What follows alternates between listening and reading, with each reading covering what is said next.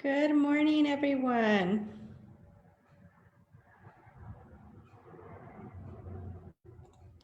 Good morning, everyone. Here with Coffee and Conversation with Vida del Norte this morning. I just wanted to just touch a little bit on some of the things that came up last week in our retreat. We um, we talked about how we can get more parents involved and some of the things that maybe parents are needing as far as supporting their kids and making the appropriate decisions and just kind of moving forward. And then based on coffee and conversation that I had with Mr. Medina on Wednesday, I also was something that kind of struck a chord with me was how what he said was how do we give our kids coping skills and also life skills? And that was a conversation that we also had in our retreat at the end of our retreat last week. So I thought it would be a nice topic to bring up and discuss this morning. Again, I am on Zoom and live on Facebook, and every time I go to the live on Facebook, I'm not able to read any comments or answer any questions. But if you do have any comments, any questions, please feel free to put them in the comment section of the live, and I will myself or someone else will respond when we see them. So just wanted to start out this morning. I'm a little bit late getting on. I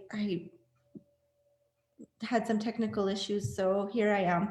But anyways, some coping techniques that I know that we have used as far as like when I was in behavioral management with kids. One of the things we would always try to talk to our kids about was, if they were feeling sad or mad or angry, and this worked really well, especially with the younger ones, we actually would have a sheet and they would have to point to which feeling they had. So we had all these emotions on the sheet and they were able to identify it. Once they were able to identify it, then we were able to discuss what that feeling was, what it meant to them, and how it made them feel inside. And I think that was one of the most key issues that we used to be able to provide for our kids, because sometimes even as adults we have a hard time identifying the emotion that we're dealing with. So labeling the feelings, how do we describe that we're feeling angry or mad, and letting them know that it's okay. I One of the things that I've been noticing since this whole pandemic started in my own children is that they're really down, and they've isolated themselves and they don't talk, and I keep on asking like what's wrong, and they're like, nothing, or I don't know. But their body language. So I guess another thing is that us as parents is to learn how to read body language. Their body language tells me that they're depressed, they're angry, they're frustrated. I see all of those emotions in them, and I keep on trying to get them to talk about it, and it's been really difficult. So participate, get them to exercise. If they have a lot of excess energy, get them to exercise, burn those emotions off. Artwork is also another really good thing to help with developing some coping skills. I honestly think that learning how to color and staying within the lines as a kid was probably one of the most relaxing things that I got to do as a child. And then as a teenager, it developed into being able to paint and work with my hands and look at color in a different way. And it really did help bring me back to a place where I needed to be stabilized. And so reading books can also serve as a small distraction. Playing a game, I know that sometimes kids, especially kids, they get caught up in the moment and they can be crying or upset and they don't really know why. And if it sometimes just a simple little distraction to get them away from the feeling or the maybe sometimes it's for attention, so the attention that they're getting, giving them some positive attention and changing it, changing the way that they are. Yoga, it's really interesting how many of our youth have been interested in yoga lately. They have actually, some of them have requested to be able to participate in yoga. And Gaya with Yoga Sala here in Cuesta, she does offer it to kids. They're doing it virtually right now, and she offers it free to the kids. So I can post some information about Yoga Sala after this on the comment section. Music is always another way to help with those types of coping techniques. Positive self-talk. So this is something that I think is really important, especially for those kids who are, approaching the adolescence age. They look really down on themselves and tend to say things to themselves like, I'm not good enough, I can't do this, I don't know how to do this. And then they continue in that rut, is like, I'm not good enough, I can't do this. So teaching them how to speak positively to themselves, I think, is really key in teaching them some coping techniques. Telling them, yes, you can do this, and teaching them how to talk to themselves. Like, when I know that there were times when we were kids and we'd be riding our bikes and we'd be getting ready to go down a really steep hill, and it was scary as can be. It was scary to, we didn't have helmets, we didn't have knee pads, we didn't have elbow pads, so we just were riding our bikes. And it was one of those things where once one peer would do it, we all kind of had to follow, because we didn't want to look like the chicken, so to speak. So, and I remember myself being at the top of that hill going, okay, you can do this, you can do this, you're brave enough to do this. And so, I gave myself those positive talks when I was getting ready to go down that hill. So it works the same way with other things that a kid might be needing to get through. I do it. I still do it as an adult, where I talk positively to myself, because I still do have some of those barriers, especially when I'm needing to get through a big project, or I have a grant due, or maybe I need to speak to somebody in a higher power, or a higher position than what I am. I normally will do that. I'm like, okay, you can do this. You're brave enough, you're strong enough, you're smart enough, and you know your material. I always have to give myself a little pep talk before I do those kinds of things. So it's the same thing with kids, teaching them those coping mechanisms.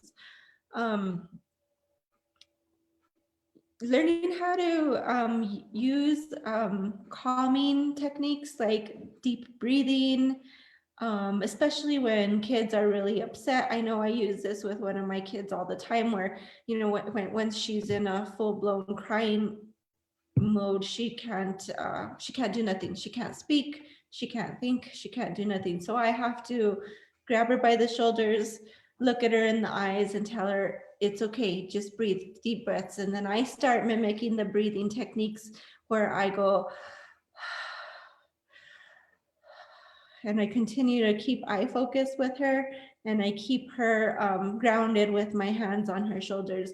So that's, breathing techniques are really, really helpful for kids as well. And mimicking, like I said, mimicking the breath for them, so that they know what a deep breath is. When I think even as adults, sometimes we do have to go and then let it out, so think about what it does for the kids. And then also it helps get oxygen to the brain, and our brain can function a little bit better. Asking for help. Sometimes kids don't know that it's okay to ask for help. Like they just have these ideas of expectations, what adults have on them, so they don't ask for help, and they're always struggling with that, I always, and still, even though I'm one of those parents who's like, it's okay to ask for help, you know, let me help you, let dad help you, let an adult help you. It's okay. They still struggle with being able to ask for help. I don't know where that comes from.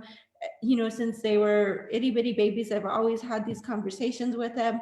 Like, it's okay to ask for help. If you're feeling uncomfortable or unsafe, you can talk about it.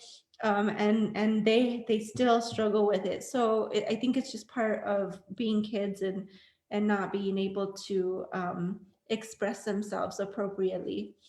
Engaging in problem solving. This is another one.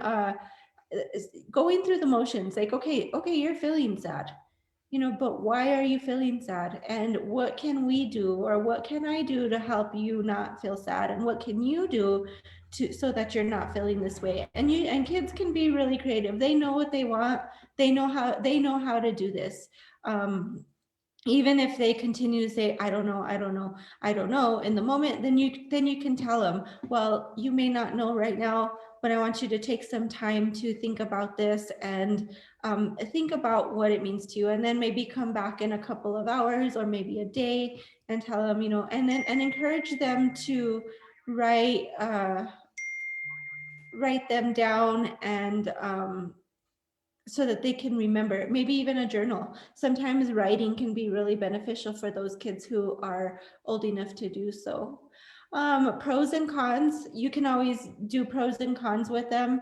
And that is, I think, one of a really good technique to teach them, because it also gives them those pros and cons as they get into later adulthood, where they can weigh the two and see which is, what are the pros, what are the cons, and then it'll help with their decision making process in the long run. Prompting. So these are more for parents. So being able to prompt your kids to say things like, it looks like you're feeling frustrated. Like I mentioned earlier, I can identify the feelings in my kids. Even though they don't say them, I can read their body language. So prompting them, it looks like you're frustrated. Is that how you're feeling? Asking those leading questions. Allow your child to feel bad. Let them know it's okay. It's okay to not be 100% all the time. And if you need to cry, cry. If you're sad, it's okay to be sad. If you're angry, be angry. But what can you do to let that anger out? One of the things that I always have encouraged, because it helped me when I was younger, is I would take walks outside, and I would beat trees with a stick, or scream at them, or just do things to be able to let those emotions out, and then probably cry, because I'm a big crier, and that's something that I've always done. So allowing them to know that it's okay to do those things, and that allowing them to figure out their own ways on how to let those emotions out, as long as they're safe and they're doing it in a safe way. Um, Again, discussing those strategies. Watch for escapisms. So this is something that I think is really, really important, because right now I'm noticing, not just with my kids, but with other kids, they're using the internet to escape, and I mean, it's okay to escape sometimes, but it also can become really unhealthy, because one of the things, and we're trying to prompt our girls to spend more time with us as a family, whether we're watching a movie, or even at the dinner table. Lately, it's been where we've always been a family where when we sit at the dinner table, we talk about things, we talk about how the day has gone.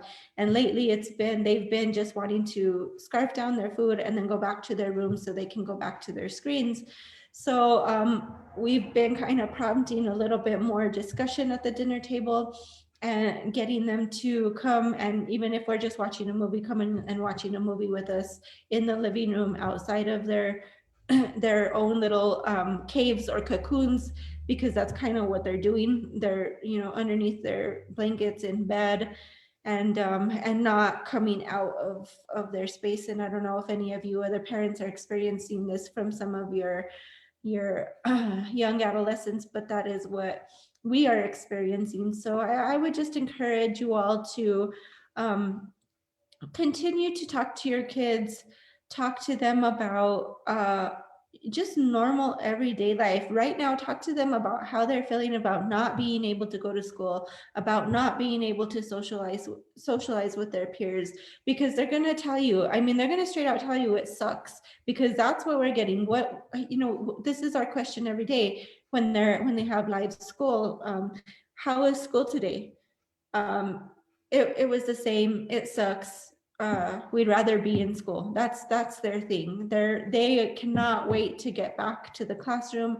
They, you know, it's really funny when you hear kids say that they miss school. I never thought I would hear my kids say they miss school. So, you know, talking to our kids right now is really crucial and really important. We're almost in a whole year of them not being able to be around their friends or have a normal type of childhood life like that they were used to. So, you know, we also have to be empathetic to what they're going through, but I'm also learning that they know how to manipulate us, and they know that we are going to be empathetic to those needs as well. And so now they're starting to become a little bit manipulative with it. So I'm being very cautious on that end as well. There's lots of resources on the internet. If you don't have access to the internet, the library is also a good place. One of the parenting books from a curriculum that I was teaching is called Learning How to Raise a Secure Child. And that is really, it's a really good book because we talk about security and how kids need to be able to feel safe in order to thrive. So sometimes, like when you are talking to a kid or you're thinking about, you know, how this parenting is, and you're just like at wit's end, and you're like, oh my god, like there's this defiance and they don't want to listen to me and they treat me like crap. Believe me, I've been going through that over the last couple months. I have to look back at the parenting, that parenting style, and saying, okay, what do they need? What are my kids needing? What am I missing that they're not feeling supportive and they're not feeling safe? So I reflect back on those techniques and I look at what they may be needing, and then I start asking those kinds of questions. It's still hard. I'm telling you, I have to, every day is a different world in my house, and it's been very, very trying. So I encourage you parents to stay strong. If you need any support, always reach out. Vida del Norte is always here to help in any way that we possibly can. We may not be able to provide you with the resources, but we're able to link you up with the resources that you might need. Okay, I hope everyone has a good and happy weekend, and I'll see you back here on Wednesday.